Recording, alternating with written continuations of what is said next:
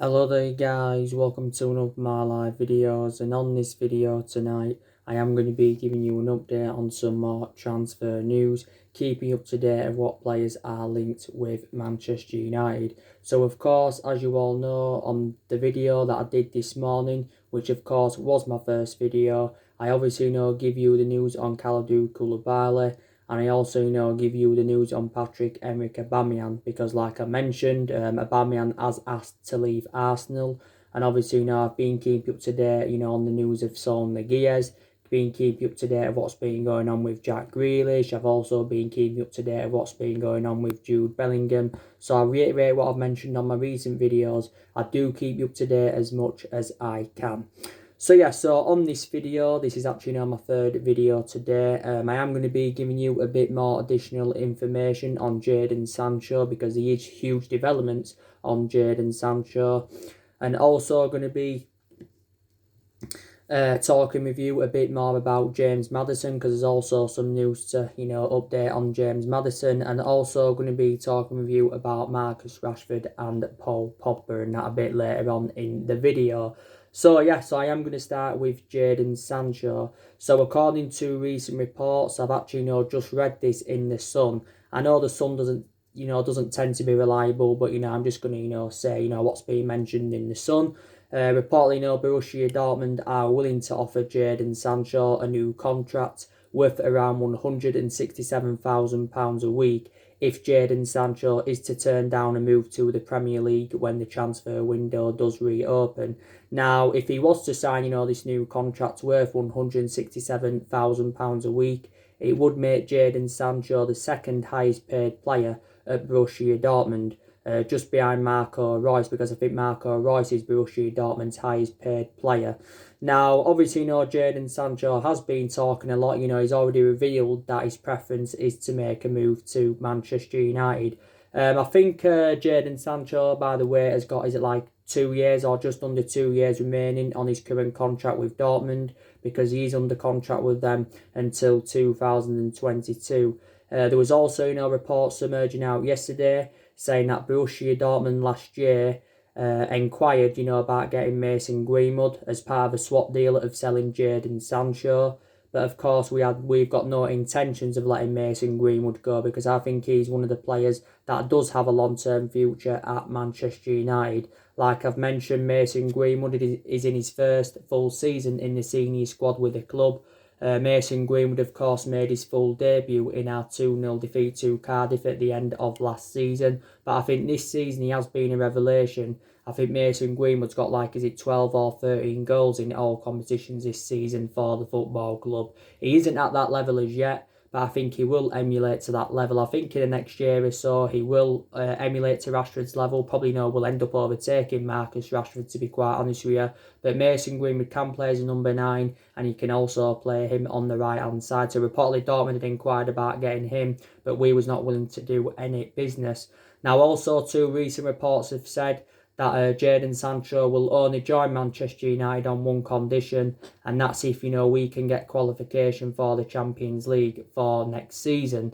Now, I do think, we need qualification for the Champions League, to attract players to the elite level. Don't forget, we was relentlessly linked with Jadon Sancho last year, but the main explanation why we didn't get him last year is because, obviously, we had no Champions League football to offer. Like I mentioned, there has been a lot of uncertainty over Ole Gunnar Solskjaer's future, but Jadon Sancho is our number 1 priority target. And I think, we've prioritised signing Sancho and Grealish instead of Harry Kane. And this is why I mentioned on my last video that, I'm very sceptical that Manchester United will sign Harry Kane when the transfer window does reopen, and I'm very, very sceptical, that we'll pay £200 million for the player. But I'm not going to fully disregard it, because maybe in the future we could get Harry Kane. Yes, we could in that. But, there's been quite a few clubs anyway, that have attracted their interest in Jadon Sancho. We're not the only club that have been in for him. Don't forget Chelsea have been in for him. It recently got revealed that, Jadon Sancho is a lifelong Chelsea supporter. So there's maybe still a slight possibility chance that Sancho could go to Chelsea instead of Manchester United. He actually, began his career in London, did Jadon Sancho, with Watford. He was at Watford for several years. And then obviously, he left Watford and then obviously, went to Manchester City. So he has played in Manchester before. He enjoyed 2 years with Manchester City. Did Jadon Sancho. But, the main explanation why he had to leave Manchester City is because he didn't get assured any first-team opportunities at City. So Dortmund, of course, paid around £7 or £8 million for the player. But no, I think now he's into his 3rd season with Borussia Dortmund, is Jadon Sancho. And obviously, analyse his performances in the few years he's been there, his valuation has persistently grown. Dortmund have come out and said that they want at least £100 million for him. Probably, we'd have to end up paying £120 million for the player. But either figure is going to make him a record signing in the Premier League, and it's going to make him our most expensive signing. I think the most expensive player in British history. Now, also to Liverpool have expressed their interest in Sancho. Liverpool have been in for the player. Now, for Sancho, if Sancho was to go to Liverpool, for prime example, Liverpool would have to sell one of their attacking trio in either Salah, Firmino or Mane. So Jadon Sancho could get game time, week in, week out. But I do believe if he leaves Borussia Dortmund, which is looking very, very imminent, I think he will come to Manchester United. Jadon Sancho is predominantly a right winger. And of course, we are in search for the right winner. Because I don't think we've had a natural right winner, since we did have Wilfried Zaha. With Jadon Sancho coming in, if he does come in, do you think Daniel James, is going to find game time very, very difficult? Do you think he's going to be surplus to requirements? Even if Jadon Sancho comes in, I still think Daniel James will remain at the football club. I've got to be quite honest with you. But, Borussia Dortmund have said, they're not willing to let Jadon Sancho go on a cut price free. Even reflecting on the coronavirus pandemic, it's not convincing Dortmund to let him go on the cheap. They do remain ruthless over their valuation. But Dortmund did confirm quite a few weeks ago they will not stand in Jadon Sancho's way if he wants to leave Borussia Dortmund when the transfer window does reopen. Of course, don't forget, was it last summer Borussia Dortmund lost Christian Pulisic to Chelsea. I think they've actually lost quite a few of their imperative players of Dortmund in recent years. Don't forget they also too lost Patrick-Emerick Aubameyang back in 2018 to Arsenal. But obviously, they've generated quite a bit of money for their departures. But Dortmund have got a few players on their agenda who could replace Jadon Sancho. Of course, they've obviously been in for Ferran Torres from Valencia. Also, too, my club, Man United, have been in for Ferran Torres. Because basically, we're seeing him as an alternative for Jadon Sancho. So if we miss out on Sancho, then we'll look to get Ferran Torres in. We'll look to get Ferran Torres in. And Ferran Torres has got around an £87 million release clause in his contract with Valencia. Also, too, Dortmund are seeing Jude Bellingham as an adequate replacement for Jadon Sancho. But we've been working on, Jadon Sancho's contract for a couple of months now. Fabrizio Romano confirmed that the other week. And we've been in contact with his agent for quite some time. Now, I think if Jadon Sancho comes to Man United, it's very, very likely, that he will get given the number 7 shirt, because we have got number 7 vacant at the moment. And like I've said to you before, we've had a lot of good number 7s up and down the generations. And another beneficial thing about us recommending Sancho in is that he's got a very, very good friendship with Marcus Rashford. And Rashford, did reveal that he wants Jadon Sancho at Manchester United next season. But I think, Sancho would go well alongside the likes of Rashford and Anthony Martial in our attacking line. But yeah, so reportedly now, Dortmund are willing to offer him a new contract with £167,000 a week to convince him to remain loyal to Borussia Dortmund. So maybe he could remain loyal to Dortmund for maybe one more season. But I can assure from now he will not spend the entirety of his career with Borussia Dortmund. But him coming back to the Premier League, would be very, very beneficial for him. Real Madrid have been in for him. I don't think Real Madrid are in now for him, because their preference is Kylian Mbappe. I think, they're linked with Sadio Mane from Liverpool. So, yeah. So, I'm still pretty confident, we can get Sancho, but I'm not going to fully assure it in that. So, that's the latest news on Jadon Sancho. Now, I'm going to delve into the news on James Maddison. So the news is on James Maddison is that according to recent reports, James Maddison has said his long-term future is with Leicester, and he insists that he's very, very happy with Leicester. So James Maddison now to Manchester United is off. Even if, I think he would have been leaving Leicester, Maddison, I still don't think Manchester United would have got him anyway, because like I said recently, our preference is Jack Grealish over James Maddison. And basically, Leicester did quote out how much they'd want if, they were willing to do any business with a player. Some reports did emerge out saying that Leicester wanted at least £100 million for James Maddison. That this is what said they wanted for the player. I think Leicester have been in talks throughout the course of this season of getting James Maddison a new contract.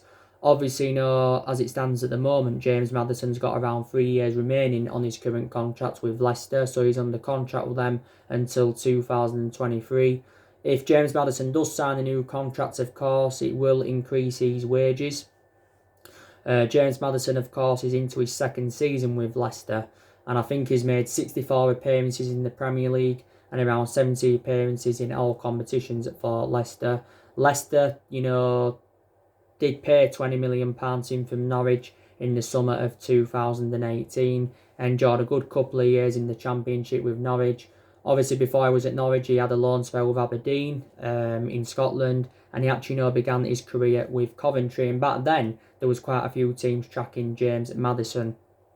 There was quite a few teams tracking him, but this season, James Maddison's been a revelation, and he's basically replicating what he did in his first season with Leicester, because in his first season, don't forget, Maddison created more chances than any other player in the Premier League, and that obviously, is a very, very good start. But, even Brendan Rodgers has got the same perception, as what Maddison's come out and recently said, because Brendan Rodgers insisted that, Maddison does remain happy with Leicester. And at this moment in time, there's no main explanation, why Maddison would want to leave, because Leicester have enjoyed a very, very good season. And take into account, Leicester have lost quite a few of their imperative players in recent years. Don't forget, they lost Harry Maguire to us last summer, so we've already done business with Leicester there. Leicester did get £80 million from him, though. Also, too, they lost Riyad Mahrez to Man City in the summer of 2018. They also, lost Danny Drinkwater and N'Golo Kante. Don't forget as well. So, yeah, they have lost quite a few of their imperative players. But revert back to last summer, Leicester did recruit quite a few players, and they got Youri Tielemans permanently. I think they paid around £40 million for Youri Tielemans. So, actually, he's Leicester's most expensive signing, or one of their most expensive signing, if not. They got James Justin. They got Dennis Pryor in. So, Leicester, did recruit quite a few players in last summer. But yes, definitely, I think Maddison is going to remain loyal to Leicester. But, we haven't only been the club that have been in for him. Dan Bollon recently reported saying that Real Madrid have expressed their interest in James Maddison. So that is the breaking news on Maddison. But Maddison is predominantly an attacking midfielder, and he's only at the age of 23. And he's well proven in the Premier League, and I think if Man United did get him, I think he really, really would do well in our midfield, and he'd complement our midfield, but I just don't see us getting James Maddison. But there again, revert back to what I've said about Jack Grealish on my recent videos, because recent reports have said now that we're actually not interested in Jack Grealish. The main explanation is because Ed Woodward's preference is to get a holding midfielder instead of Jack Grealish. Now, I mentioned to you, didn't I, that Jack Grealish would be a cheaper solution than Maddison. Grealish, if we are to, get him or reignite our interest, he's going to cost us around 60, maybe £70 million. Providing, that Villa don't get relegated. Maybe if Villa, were to get relegated, maybe we could still end up paying around 60 or £70 million if we reignite our interest. Obviously, he's been our preference over Maddison because obviously he's more versatile, and before the football season that got suspended, he was in better form than James Maddison. Everton, of course, have inquired about the availability of Jack Grealish, and I think a few other clubs have been in for him. Jack Grealish has spent the vast majority of his career with Aston Villa. Obviously, he's been a Villa player since the age of 6, and he's been in their senior squad since 2014. And since then, he's become an integral part of their team. I've got to say, he has flourished under Dean Smith's guidance. He was key for Villa getting promotion to the Premier League. He was key for them, getting to the Carabao Cup final. Grealish has still got around 3 years remaining on his contract with Aston Villa. Reflects on the incident the other week though he had with his Range Rover, his £80,000 Range Rover that was. There was talks anyway saying that his move now to Manchester United, could be in doubt when the transfer window does reopen. Reflecting on that incident, Grealish had been fined, I think, £150,000. He'd publicly apologised, reflecting on the incident because I think he felt embarrassed about it. He attended a party, did Jack Grealish, so obviously, he broke down lockdown rules. But maybe, now we won't sign Jack Grealish when the transfer window does reopen. But he has been one of our priority targets. But overall, anyway, there has been a lot of midfielders on our agenda. So now let's delve into the news on Marcus Rashford and Paul Pogba. So the news on them is that I'm going to make an admission now. I think Rashford and Paul Pogba have been a big miss for Manchester United throughout the course of this season. Obviously, Rashford has been out with a back injury. He's been out with a back injury since our win against Wolves in the FA Cup. He's been out with his back injury. Of course, Solskjaer made the wrong decision by playing Rashford in that game against Wolves, because he hadn't played him in that game against Wolves, more than likely Rashford's injury wouldn't have occurred. But there again, Rashford has sustained quite a few injuries as a Manchester United player. Obviously, up until this point, Rashford has spent the entirety of his career with the football club. Rashford has been a United player since the age of 7, and he's been in our senior squad since 2016. And since then, he has become an integral part of our team as Marcus Rashford. Don't get me wrong, he's enjoyed some difficult spells as a Manchester United player. I'm going to make that admission. But, don't forget, when Rashford first broke into the senior squad, he scored in his Europa League debut against Midtjylland. Twice that was. He scored twice on his Premier League debut against Arsenal. He also scored in his first Manchester derby. So, he's done really, really well. And like I said, Rashford was one of our best players earlier on in the season. I've got to admit as well, a lot of aspects of his game have really, really improved. I think Rashford has got over 60-odd senior goals in just over 200-odd appearances. This is since he broke into the senior squad. Rashford now is into his 4th season in the senior squad with Man United, and he is only at the age of 22. Rashford can play as a number 9, he can also play out wide, but I think actually Solskjaer prefers Marcus Rashford out wide. But you've got to say he hasn't been a big miss, and maybe you could arguably say would have got more results on the board, if Rashford had remained fit.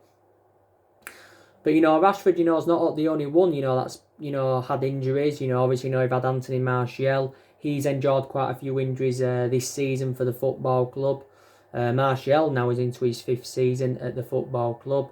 I think what we need to do with Anthony Martial is, we need to find him a permanent position, because we know his predominant position is playing out wide on the left, and prior to this season, Anthony Martial was playing out on the left in his 4 previous seasons, but this particular season, Anthony Martial has been operating in that number 9 role. And some people think he's more effective centrally. You'll get some Man United fans saying we should put him back on the left-hand side. And Martial, of course, is the age of 24. I think one of the best seasons Anthony Martial endured was his debut season under the Louis van Gaal era. He was very, very good in his debut season. But we got Anthony Martial as a 19-year-old. But yeah, revert back to what I said about Rashford. So he has been a big miss. So in a way, it was a good job that we got Odion Ighalo in on loan. Because to be quite honest with you, I think Odion Ighalo's enjoyed a fantastic start to his Man United career. And he's a very, very good cover-up to Marcus Rashford. It remains unknown, whether we're going to get Odion Ighalo on a permanent basis. It's been revealed how much it'll cost us to get him permanently. It'll cost Man United around £15 million to get Odion Ighalo on a permanent transfer. So he is a cheap solution, but if Ighalo had been 4 or 5 years younger, then maybe we'd have to pay a lot more than £15 million for the player.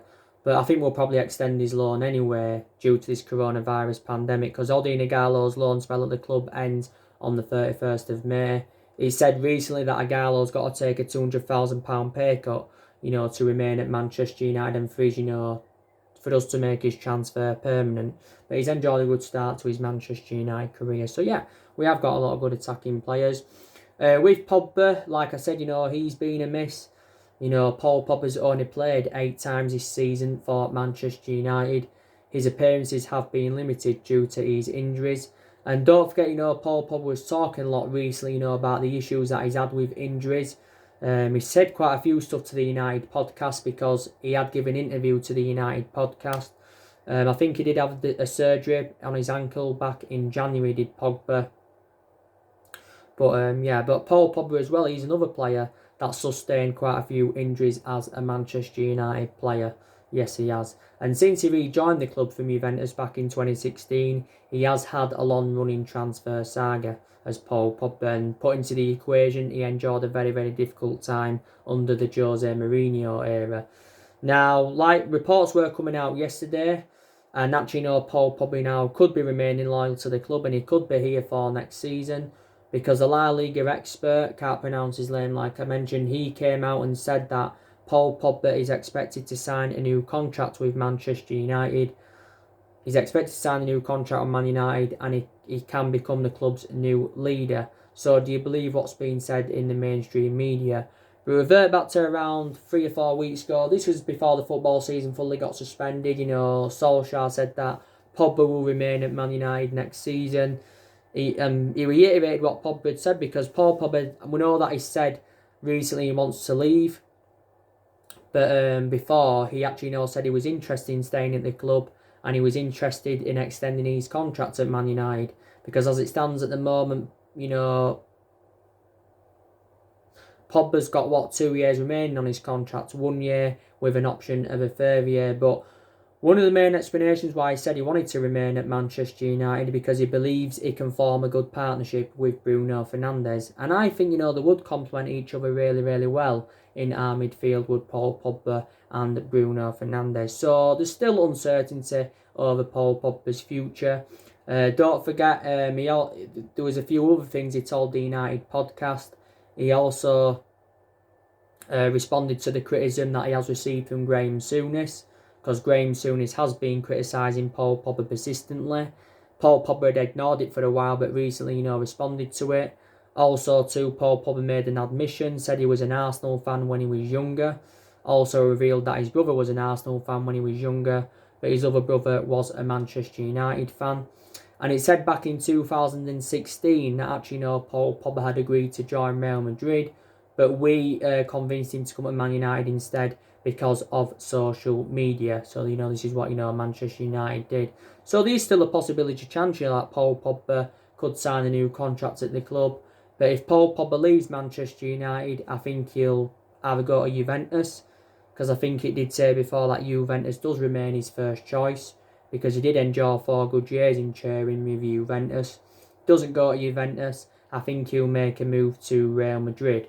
Obviously, Real Madrid have been relentlessly linked to him. Revert back to last summer, Paul Pogba's preference was to make a move to Real Madrid, but the main explanation why his move to Madrid didn't materialise last summer, because we wanted £180 million. So basically, we priced him out of the market, and Real Madrid were not willing to meet our valuation. They weren't willing to meet our valuation and that.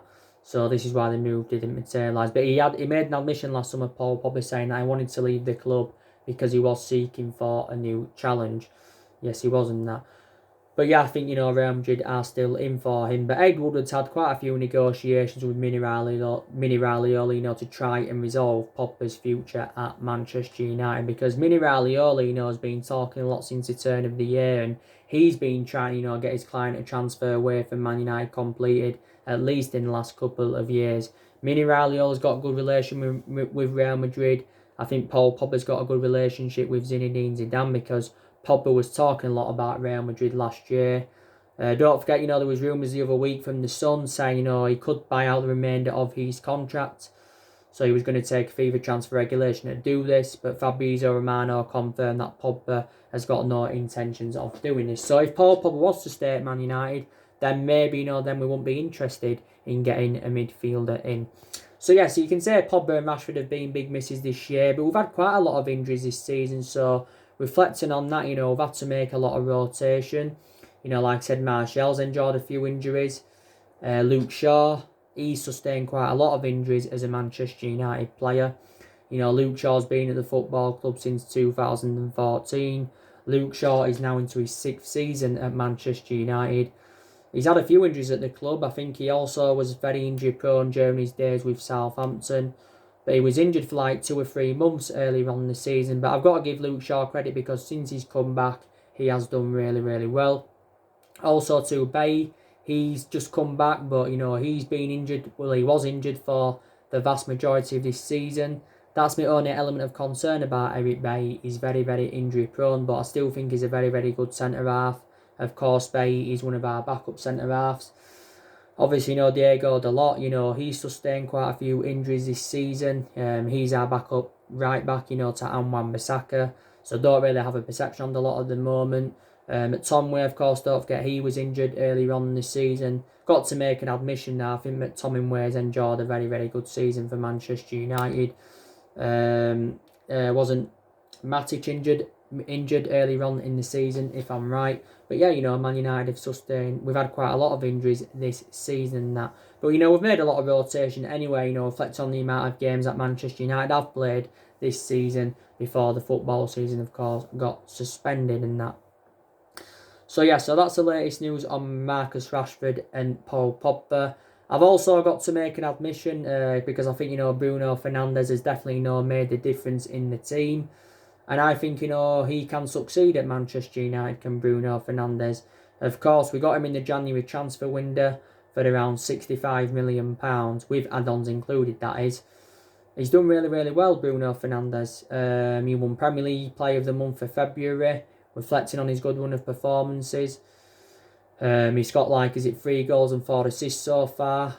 He's 2 players in 1, and he's very instrumental. His decision making is very, very good. And don't forget, the other week, Bruno Fernandes revealed what convinced him to come to Man United, and he was reflecting on the attitude of Solskjaer. So Bruno Fernandes, I think, has got a lot of faith in Ole Gunnar Solskjaer. Definitely the best player we've recruited in since the Alex Ferguson era. So let's just put that into the equation.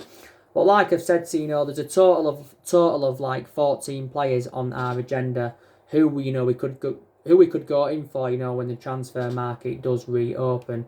Now Solskjaer's already revealed his plans when the transfer market does reopen, and obviously his transfer strategy is to continue the policy of recruiting young players to Manchester United like he did do last summer. So I think a lot of people are excited about Ole Gunnar Solskjaer's transfer strategy.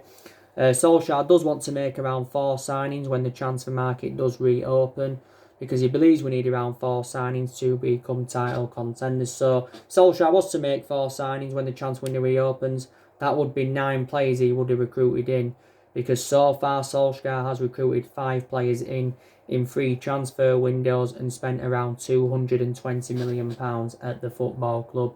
But I can almost assure Solskjaer will be Manchester United manager going on into next season. I like what Ole Gunnar Solskjaer recently said, by the way, because he did insist that we will exploit the transfer market. So he believes, we can be competitive in the next transfer window, because a lot of teams are under financial pressure due to this coronavirus pandemic. So obviously, teams are going to have to offload some of their players to generate money. But, and I've got to make an admission as well, we have improved in the transfer market under Ole Gunnar Solskjaer. But I said to you on one of my videos before, quite a few things have changed since Ole Gunnar Solskjaer came in. He's rejuvenated quite a lot of the players a lot better. His approach to the big games this season have been very, very good, because we've registered 17 points against the big 6 sides this season. Also, too, we're unbeaten in our last 11 games in all competitions. So before the football season got suspended, we was in a good vein of form. Solskjaer also promoted the youth very, very well, because the young players have been given their opportunities this season. We can win some silverware as well, because we are into the last 8 of the Europa League. We are into the quarterfinals of the FA Cup, and we haven't won all yet in terms of silverware under Solskjaer and that. But like I said, we've improved in the market under Solskjaer. Our recruitment policy, let's be honest, has been poor for the last 6 or 7 years or so, and obviously Ed Woodward's been criticised for this, because, like I've mentioned to you before, we have overpaid for players in recent years. 89 million for Pogba, like I mentioned, 75 million for Lukaku, 75 million for Lukaku, £40 million for Matic, 50 million for Fred, £80 million for Harry Maguire, so we are known for overpaying for players. Not only that, you know, we've got players on big contracts at the football club, and I think we've got like the highest wage bill in the Premier League and stuff like that. But yeah, so Solskjaer's already identified the areas, you know, where he wants Man United to strengthen up. You know, he's basically said he wants a centre forward, he wants a right winger, and he wants a midfielder, a holding midfielder, that is. There's still some reports saying that, you know, he wants to bring a centre half in.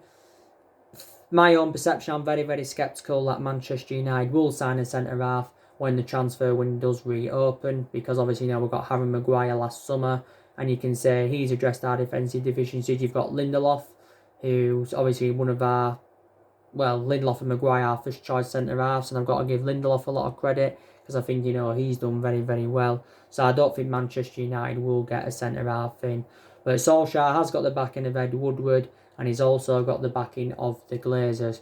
Got to be honest with you, the news I heard about Ed Woodward the other day was the best piece of news I've heard since the Ferguson era. Ed Woodward is no longer involved in our recruitment process. Ed Woodward, by the way, has got no intentions of getting a director of football in because of the thinking behind Sir Alex Ferguson. Because we want to be how it was under Ferguson, so this is why he isn't getting a director of football and stuff like that. And Woodward's been here since 2012, but Man United have been very, very critical of him. We've also had doubts about the club's ownership, the Glazers, because they've taken over £1 billion out of the club, you know, since they're taken over in 2005. But like I said, overall anyway, we have been playing catch-up for the last 6 or 7 years. You know, we've had different managers with different philosophies. Solskjaer is our fourth permanent manager since the Ferguson era. Hell of a lot of money's been invested into the club. We spent nearly £1 billion on recruiting new players in the last 6 or 7 years or so. But yeah. So yeah. And like I've said to you, Solskjaer's planning to get rid of around 5 or 6 players in, you know, when the transfer market does reopen. So, well, you know, our transfer budget will increase if we can get rid of players. I've already gone through with you the players that I think, you know, Manchester United will get rid of. Another thing I credit Solskjaer for as well, he has got rid of a lot of the deadwood since he has come in. So that's another thing you can credit him for. Some players went permanently, and of course you've got some players out on loan as well. But like I said, I think we can challenge for the title next season, providing that we can get the right players in, you know, when the transfer market does reopen. Because I've said to you, know, we need to be more ruthless in the transfer windows. Football's obviously, you know, suspended. It's been suspended since the 9th of March and that. I don't even know when the football season is going to resume. It hasn't been confirmed as yet. 30th of June, there was talks about it finishing then, but it wasn't mentioned in the meeting recently. So, yeah. So anyway, guys, drop your comments, likes below on the channel. If you do, consider subscribe as always, and take care. God bless, and I'll see you all again very, very soon.